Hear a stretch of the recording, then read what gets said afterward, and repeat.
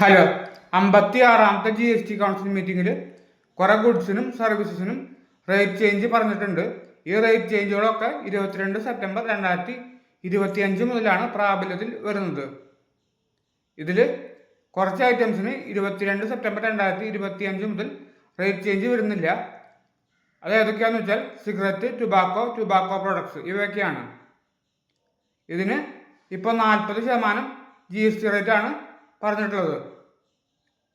അതുപോലെ തന്നെ life insurance, health insurance ഇതിനൊക്കെ 18% GST റേറ്റ് ഉണ്ടായിരുന്നത് ഇപ്പോൾ 0% ആക്കി മാറ്റിയിട്ടുണ്ട്. ഇതിന് GST റേറ്റ് ഇല്ല.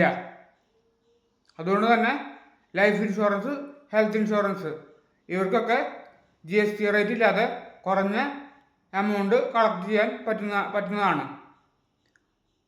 അതുപോലെ തന്നെ ഇലക്ട്രോണിക് ഐറ്റംസ്, അതായത് AC, TV, ഫ്രിഡ്ജ്, അതുപോലെ കാറ് ഇതിനൊക്കെ GST റേറ്റ് കുറഞ്ഞിട്ടുണ്ട്.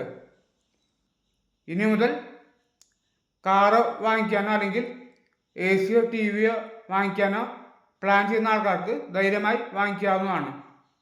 ഇതൊക്കെയാണ് GST റേറ്റിൽ വന്നിട്ടുള്ള പ്രധാനപ്പെട്ട ചേഞ്ചസ്. Thank you.